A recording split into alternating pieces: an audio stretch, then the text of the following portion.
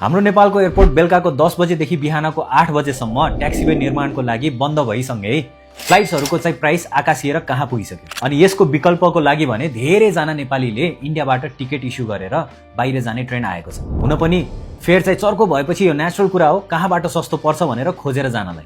तर कुन केसमा चाहिँ नो अब्जेक्सन सर्टिफिकेट वा भनौँ एनओसी लिएर मात्र इन्डियाबाट ट्राभल गर्न मिल्छ र कसले चाहिँ पर्दैन भनेर आज बुझौँ है त। नेपालबाट लेबर पर्मिट लिएर इन्डियन एयरपोर्ट हुँदै फरेन इम्प्लोइमेन्टमा जाँदै हुनुहुन्छ भने नेपाल एम्बेसी न्यू दिल्लीले रिसेन्टली ट्राभल एनओसी को रिक्वायरमेन्टलाई लिएर केही अपडेट गरेको छ। अबदेखि नेपाली नागरिक वैदेशिक रोजगार विभागबाट फरेन इम्प्लोइमेन्ट पर्मिट अर्थात् लेबर पर्मिट लिएर इन्डियन एयरपोर्ट्सहरू हुँदै ट्राभल गर्दा भने नेपाल एम्बेसी न्यू दिल्लीबाट कुनै पनि एनओसी लिनु पर्दैन। एनओसी बिना नै ट्राभल गर्न सकिन्छ है। तपाईको इम्प्लोइमेन्ट पर्मिटको अथेन्टिसिटी चाहिँ अनलाइनबाट यो वेबसाइटमा गएर मजाले भेरिफाई गर्न मिल्छ है।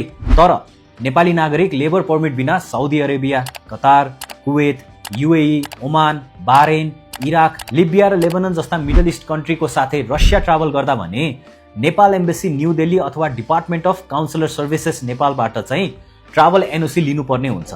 रसियाको लागि रसियन गभर्नमेन्टबाट चाहिँ स्कलरशिप रिसिपेन्ट्स र बिजनेस भिजा होल्डर्सले भने एनओसी लिनु पर्दैन है।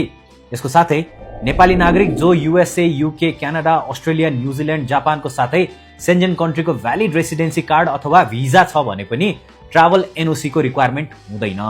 त्यस्तै Nepali diplomat, official passport holders, UNLP holders र 16 वर्षभन्दा कमको माइनर्सलाई पनि ट्राभल गर्दा एम्बेसीबाट कुनै पनि एनओसी रिक्वायर्ड हुँदैन। यो रिक्वायरमेन्ट गर्दाखेरि जसलाई चाहिँ एनओसी रिक्वायर्ड हुन जान्छ उहाँहरूले एम्बेसीले तोकिएको रिक्वायर्ड डकुमेन्ट्सहरू चाहिँ ट्राभल गर्नुभन्दा एटलिस्ट 7 दिन अगाडि चाहिँ काउन्सिलर नेपाल एम्बेसी @gmail.com बाट कन्ट्याक्ट गरेर लिन सक्नुहुन्छ।